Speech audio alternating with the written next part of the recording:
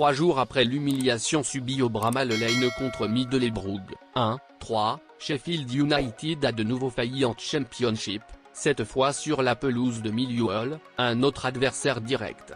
Les partenaires d'Iliman Ndiaye, qui avaient un matelas d'avance il y a quelques semaines, laissent donc ces équipes se rapprocher d'eux au niveau du classement. Dans cette rencontre, les Blades ont toujours couru derrière le score. Tom Bradshaw a ouvert la marque pour Millwall. Mais Tommy Doyle égalisait pour United avec un magnifique coup franc peu avant la pause.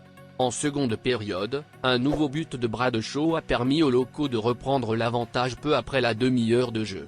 Si Iliman Ndiaye est entré juste après le second but de Millwall, c'est un autre joueur qui a foulé la pelouse en seconde période qui permettait à Sheffield United de revenir à nouveau, James Mciete.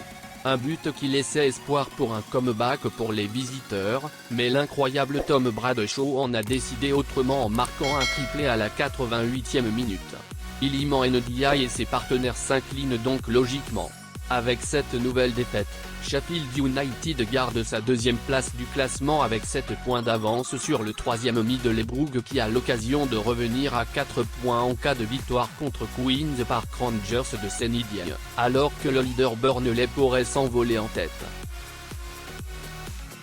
Le tremblement de terre en Turquie continue avec ses énormes conséquences. Terriblement touchée par ce séisme qui a fait des milliers de morts, la ville de Gaziantep a vu son équipe mettre fin à sa participation dans toutes les compétitions de football pour le restant de cette saison. Conséquence, plusieurs joueurs vont devoir quitter le club. Parmi eux, Papy Djilobodji. Auteur d'une très bonne première partie de saison, le défenseur central sénégalais de 34 ans faisait l'objet d'intérêt de plusieurs écuries de l'élite turque.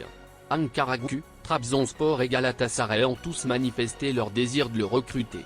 Mais l'ancien joueur du FC Nantes a choisi une autre formation. En effet, Djilo devrait rejoindre Kasımpaşa de Mamadou Fall, où il sera prêté jusqu'à la fin de la saison. Arrivé libre dans le sud-est de l'Anatolie l'été 2019, Papy Djilobodji s'est parfaitement relancé dans le football turc. Très vite devenu incontournable à Gaziantep, où il était encore le vice-capitaine, il a joué 129 matchs, marqué 15 buts et délivré 5 passes décisives avec cette équipe. Il devrait faire beaucoup de bien à l'actuel premier relégable de Super League.